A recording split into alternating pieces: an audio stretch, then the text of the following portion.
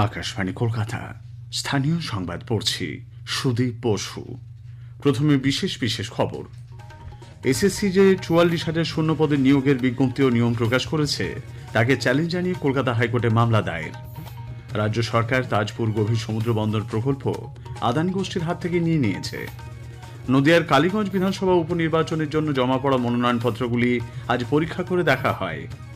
Corona সংক্রমণ নিয়ে অযথা আতঙ্কিত হওয়ার কোনো কারণ নেই বলে স্বাস্থ্য সচিব নারায়ণ স্বরূপ নিগম জানিয়েছেন। উত্তরবঙ্গে সময়ের আগে দক্ষিণ পশ্চিম মৌসুমী বায়ুর আগমন হলেও দক্ষিণবঙ্গে আপাতত গরম ও অস্বস্তিকর আবহাওয়া বজায় থাকবে। আসছি বিস্তারিত সংবাদে। এসএসসির নিয়োগ সংক্রান্ত নতুন নিয়ম প্রকাশ ও বিজ্ঞপ্তিকে চ্যালেঞ্জ জানিয়ে কলকাতা হাইকোর্টে ফের মামলা দায়ের হয়েছে। আবেদনকারীর অভিযোগ ৪৪,০০০ শূন্যপদে নিয়োগের যে বিজ্ঞপ্তি ও নিয়ম প্রকাশ করা হয়েছে তা অবৈধ। আদালত মামলা দায়েরের অনুমতি দিয়েছে।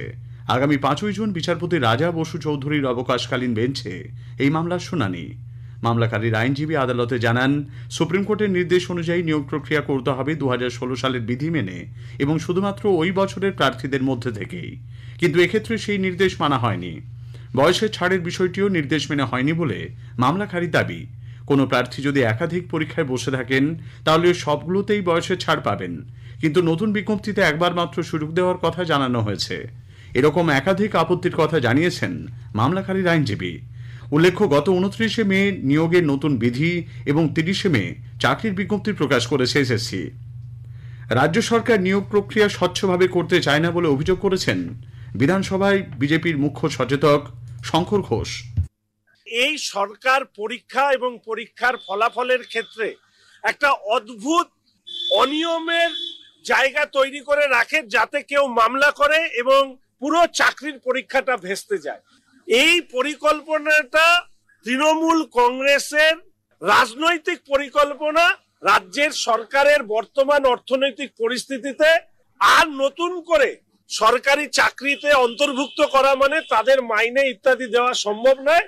ফলে মামলার পর মামলা হোক, সরকারি চাকরি বন্ধ থাকুক। বিকাশ ভবন ঘেরাও কর্মসূচিতে সরকারি সম্পত্তি ভাঙচুর ও কর্মীদের কাজে বাধা দানের অভিযোগে চাকরিহারা শিক্ষক মেহবুব মণ্ডল আজ বিধাননগর পুলিশের কাছে হাজিরা দিয়েছেন। আইনজীবীকে সঙ্গে নিয়ে তিনি বিধাননগর থানায় যান।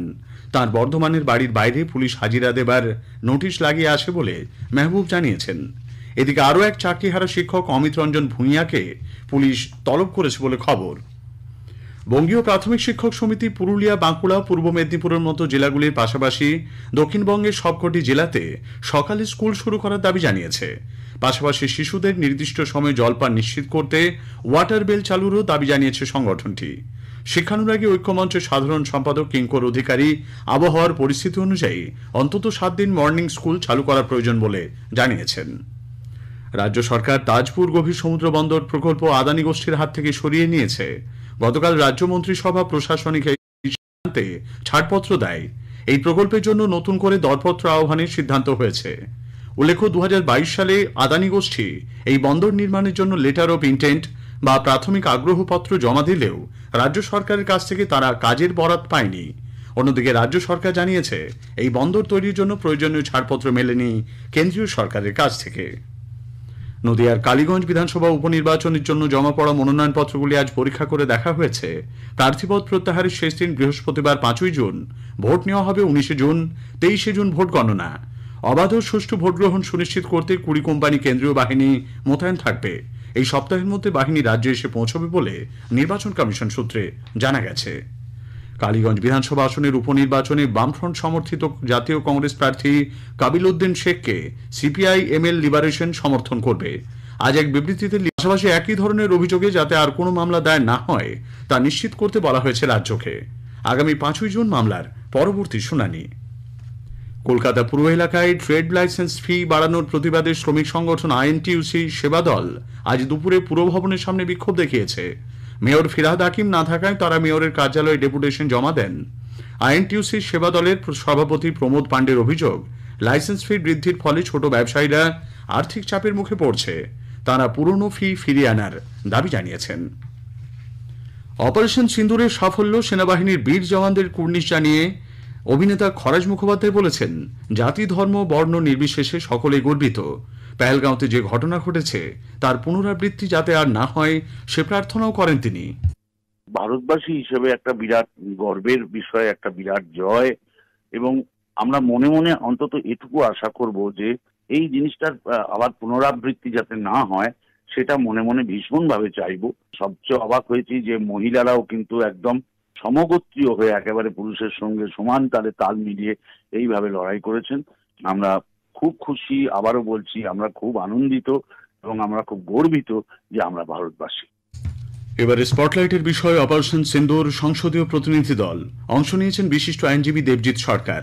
তার সঙ্গে কথা বলেছেন কল্যাণ লাহা। 3টি পর্বে বিভক্ত এই আলোচনা তৃতীয় তথা শেষ পর্ব শুনবেন আজ রাত 8:30টায় সঞ্চয়িতা প্রচার তরঙ্গ এবং আকাশবাণী সংবাদের সোশ্যাল মিডিয়া প্ল্যাটফর্মে শোনা যাবে এই অনুষ্ঠান। স্থানীয় সংবাদ শুনছেন আকাশবাণী কলকাতা কেন্দ্র থেকে। করোনা সংক্রমণ নিয়ে অযথা আতঙ্কিত হওয়ার কোনো কারণ নেই বলে স্বাস্থ্য সচিব নারায়ণ স্বরূপ নিগম জানিয়েছেন। স্বাস্থ্য দপ্তর ক্রমাগত পরিস্থিতির উপর নজর রাখছে বলে তাঁর দাবি। এদিকে রাজ্যে করোনায় আক্রান্ত হয়ে একজনের মৃত্যু হয়েছে। প্রবল শ্বাসকষ্ট নিয়ে বছর 43-এর এক মহিলা আলিপুরের একটি বেসরকারি হাসপাতালে ভর্তি হন। কোভিড পরীক্ষায় তাঁর রিপোর্ট পজিটিভ আসে। গতকাল তার মৃত্যু হয়েছে বলে স্বাস্থ্য দপ্তর জানিয়েছে। এদিকে রাজ্যে বর্তমানে 372 জন বর্তমানে করোনায় আক্রান্ত বলে জানা গেছে। গত 24 ঘন্টায় নতুন করে সংক্রমিত হয়েছেন 41 জন। উত্তরবঙ্গে সময়ের আগে দক্ষিণ পশ্চিম মৌসুমী বায়ুর আগমন হলেও শুষ্ক পশ্চিমী বায়ুর প্রভাবে দক্ষিণবঙ্গে আপাতত গরম ও অস্বস্তিকর আবহাওয়া বজায় থাকবে। তবে পূর্ব বিহারের উপর ঘূর্ণাবর্ত থাকার কারণে মুর্শিদাবাদ, নদিয়া, বীরভূম এবং 2 চব্বিশ পরগনা জেলায় বিক্ষিপ্ত ঝড় বৃষ্টির পূর্বাভাস দিয়েছে আবহাওয়া দপ্তর। আলিপুর আবহাওয়া দপ্তর সূত্রে খবর, উত্তরবঙ্গের পার্বত্য জেলাগুলিতে বৃষ্টি আপাতত চলবে। দপ্তরের অধিকর্তা হবিবুর রহমান বিশ্বাস আকাশবাণীকে জানিয়েছেন, আগামী কয়েকদিন মূলত 5 তারিখ পর্যন্ত দক্ষিণবঙ্গের কয়েকটা জেলায় গরম এবং আর্দ্র এবং তাপপ্রবাহ 1-2 জায়গায়ও হতে পারে। মূলত উত্তরবঙ্গের বেশিরভাগ জেলাতে আর দক্ষিণবঙ্গের কয়েকটা জেলায় 3 থেকে 5 তারিখের মধ্যে ঝোড়ো বাতাস সহ বজ্রবিদ্যুৎ এবং বৃষ্টিপাতের সম্ভাবনা রয়েছে হালকা থেকে মাঝারি। জলপাইগুড়ির ক্রান্তি ব্লকের চ্যাংমারির কাছে তিস্তা নদী থেকে আজ এক অজ্ঞাত পরিচয় পুরুষের দেহ উদ্ধার হয়েছে। সিকিমে লাগাতার বৃষ্টিতে ধসে অনেকেই নিখোঁজ রয়েছেন। দেহটি তাদেরই কারোর কিনা তা খতিয়ে দেখছে পুলিশ। এদিকে বন্যা ও ভূমিধসে বিপর্যস্ত সিকিমে উদ্ধার কাজ চলছে জোর কদমে। উত্তর সিকিমে ছাতেন এলাকায় আটকে পড়া নাগরিকদের উদ্ধার করেছে বায়ুসেনা। মঙ্গন জেলায় আটকে পড়া পর্যটক এবং আহত সেনাকর্মীদের উদ্ধারে মোতায়েন হয়েছে বিশেষ কয়েকটি হেলিকপ্টার। জাতীয় বিপর্যয় মোকাবিলা বাহিনীও উদ্ধার কাজে অংশ নিয়েছে। দুবাইয়ে চাকরির নামে প্রতারণা সংক্রান্ত মামলায় কেন্দ্রীয় তদন্ত ব্যুরো সিবিআই আজ সকাল থেকে শিলিগুড়ির বিভিন্ন জায়গায় অভিযান চালাচ্ছে। শিলিগুড়ি পৌরসভা 4 ও 5 নম্বর ওয়ার্ড ছাড়াও মাটিগাড়া এলাকার কোলাবস্তিতেও হানা দেয় সিবিআই এর দল। শান্তিনিকেতনে অবনীন্দ্রনাথ ঠাকুরের বাড়ি ভেঙে ফেলার তীব্র নিন্দা করেছে বিজেপি। দলের রাজ্য সভাপতি সুকান্ত মজুমদার আজ এক্স হ্যান্ডেলে লিখেছেন, একজন শিল্পীর স্মৃতি বিজড়িত বাড়ি ধ্বংস করাই নয়, সমগ্র বাঙালি জাতির সাংস্কৃতিক চেতনার ওপর এটি আঘাত। বামফ্রন্ট আগামী 7 জুন ঈদুজ্জোহায় রাজ্যের সর্বত্র নিরাপত্তা ও শান্তির পরিবেশ রক্ষায় ব্যবস্থা নেবার জন্য রাজ্য প্রশাসনের কাছে আবেদন জানিয়েছে। ফ্রন্ট চেয়ারম্যান বিমান বসু আজ এক বিবৃতিতে রাজ্যের ঐতিহ্য অক্ষুণ্ণ রেখে সম্প্রীতি ও সৌহার্দ্যের পরিবেশে উৎসব পালন করতে মানুষের কাছে আবেদন জানান।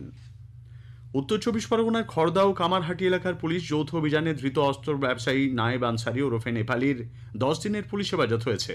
পানিহাটির মৌলানা সেলিম রোডের বাসিন্দা নায়েবের বাড়ি থেকে গতরাতে প্রচুর আগ্নেয়াস্ত্র ও কার্তুজ উদ্ধার করে পুলিশ।